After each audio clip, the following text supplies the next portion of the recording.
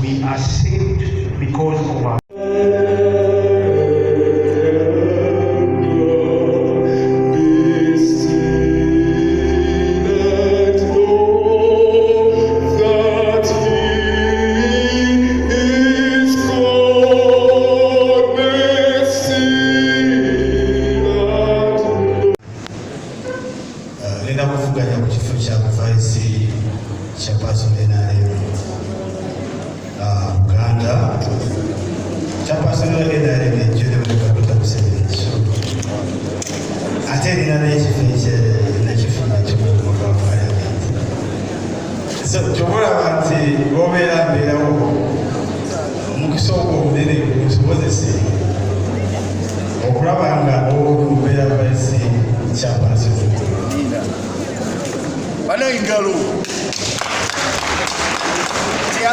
chairman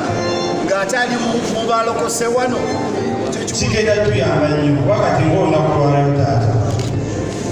singa tulina atleast abantu bangi abakulembeze wali mu gavumenti bino tibiyinza tukalubirira wakati leero nze badinteesa mbawo obutebe 50 awayero kiri kitya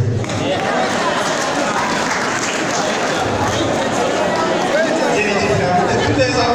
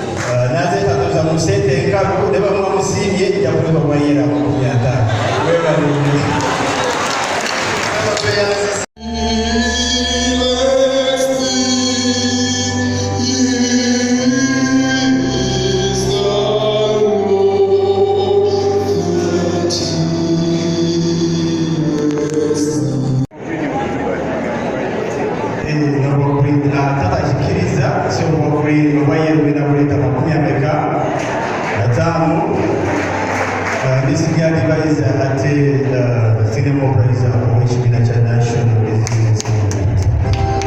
Era katika tuongelewe na ubulabirizi.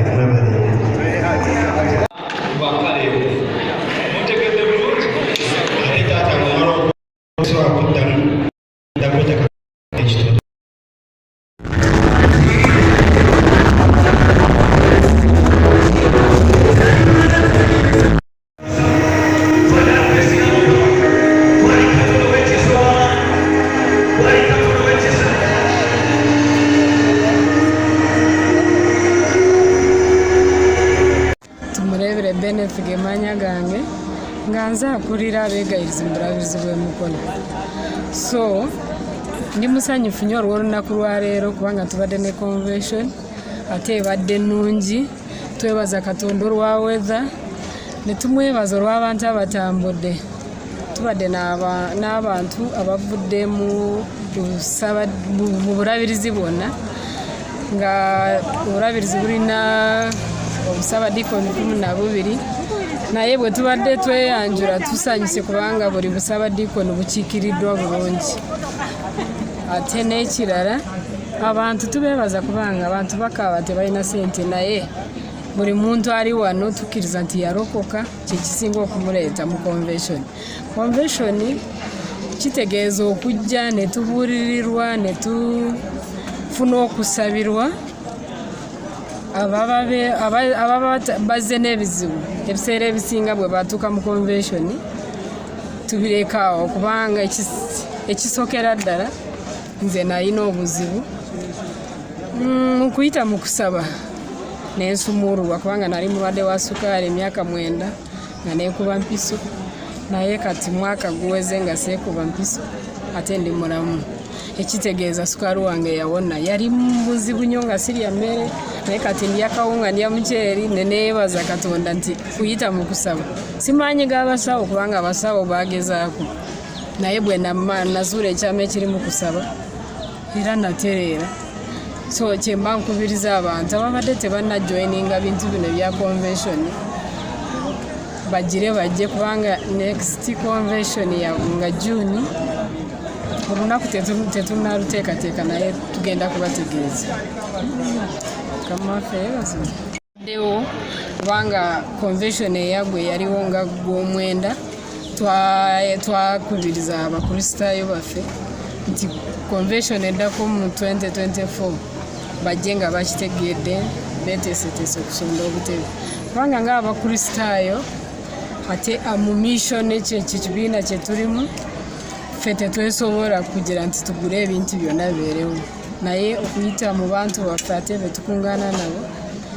mwe tuyise okulaba nti twegulira ntebe n'ebintu ebirala kubanga tulina ne bwetaavu bwa kugula piano kugula mashini zonna ezikola music.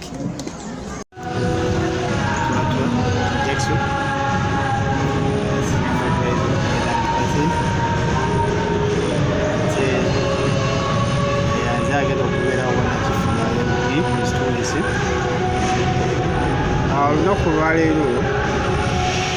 twebaza Katonda nti atutuusizzaako obulabirizi bwategeka olunaku lwaleero mission day obulabirizi bwonna so twebaza kitaffe mu Katonda omulabirizi Enosi Kitto Kabodo kubanga olunaku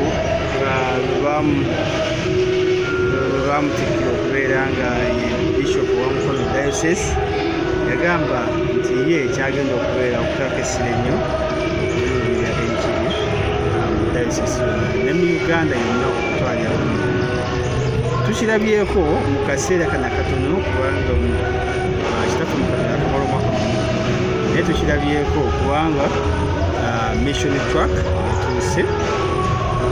yasookerako so kati enjiri etandise okubuulirwa wonna so twebaza mukisa wewaayo nti buli mwaka wabeewo kibaita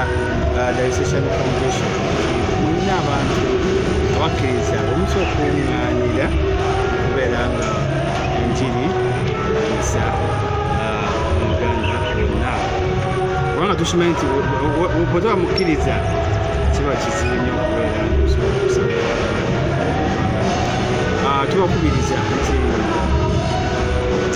okusinziira ku project eneriwo convention eno bishop ekigendererwa kyakulanga enjiri etambula mu Uganda naye nga babaddewo okusoomooza naddala Entebbe nga tezimala naye abakkiriza tuli basanyufu nti bavuddeyo ne bakwatako kikuba nange bawadde okutula mu 15 kulaba nga tubiyambako okulaba nga enjiri yongera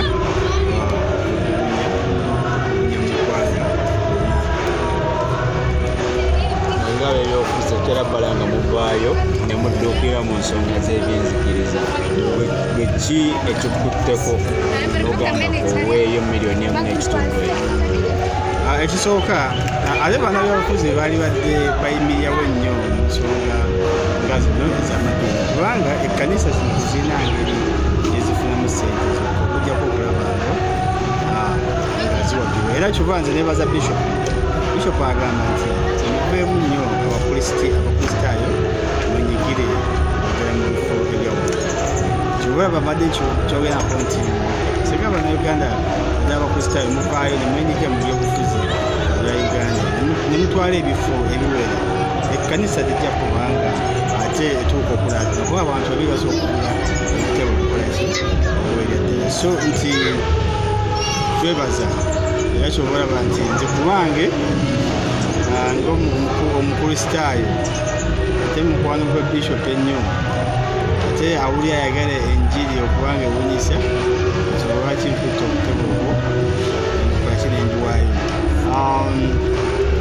era nti nga twetegekera okulonda structures obadde ntegeeza nnyo abantu bempita nti mwenyigire nnyo mu byobufuzi naddala ekibiina kyaffe ekya NRA emirembe kubanga eryenvu eryengera obuulira nti lyengedde lyebera nga lya kyenvu liba limyufu tosobola kulaba eryenvu eririmu omulamwa nga limyufu so kaakati nti muyinge mu kitabo kyaffe ekyekimyufu kibaita yero ojja okulaba eryenvu nti eryenvu laba lyengedde bulungi likoze yero kitegeeza likola ki eza liwoma era gyojobaga nti sitoki eno tuzikozesa omugaso mwesimbewo okuva wansi tulina ku village level tulina parish level sub county level paka ku district banze nsuubira okujja ku kifo kya vice chairperson wa NRM so mu structure olwo then ate ku ludda eri kifuna constituency so mbasaba mwenna mutandike wansi mwesimbewo okuva naddala mu kitabo kyaffe muyinge mu kitabo kyaffe osobole okuvuganya kubanga atali mu kitabo kyaffe tajja kuvuganya ate tojja kulonda naddala mu kamyufu abamu kebata primaries so mbasaba naye tutunule eryenvu likoze ki lyengedde lyerikola ye Kitto Kagodo mulabizi w'Obulabirizi bw'e Mukono ddala kwebaza Katonda olw'ekiseera kino olunaku olwaleero olunaku lwaffe lwe tukuŋŋaanirako ng'Obulabirizi abantu bonna abaalokoka n'abaagala okumanya Mukama tujja ne tusinkana Katonda ne tufuna okubuulirirwa okw'enjawulo ne tufuna okusaba okw'enjawulo abantu baffe ne bazzibwamu amaanyi ate ne basobola okuddayo mu byalo gye bavudde nga Mukama akoze gye bali so njagala nnyo okwebaza Katonda olw'abantu bazze bangi ate tukkiriza nti Mukama atatukoze bubi atunywezezza mu kigambo ekyo ekyokukkiriza nga mukwano gwaffe Reverend Professor Nyende watubuuliridde okukkiriza maanyi era negayirira abantu ba Katonda abantu baffe babuze nga butaba na kukkiriza ne bagenda mu balubaale ne bagenda mu bintu bitali Katonda ne bababba ne babatulugunya kubanga tebalina kukkiriza naye omuntu alina okukkiriza ne bw'asaba Katonda awulira omuntu alina okukkiriza omukono gwa Katonda kuba wamu naye kuba Katonda yennyini ye kukkiriza Yesu atugamba nze kkubo n'amazima n'obulamu kaakati obulamu obwo buva mu kukkiriza nti Katonda kyali kubanga oyo yenanyini buyinza eyatonda eggulu n'ensi kale negayiridde ekisa kya Katonda abantu ba Katonda obutamagamaga kudde eno n'eri bakkirize Katonda batambulire mu kukkiriza obulamu bwabwe tebujja kusigala kyekimu bino ebirimbwalimbwa abantu n'ensi n'ebyayo tebigasa agasa bamuyita Katonda okuyita mu mwana we Yesu Kristo Mukama waffe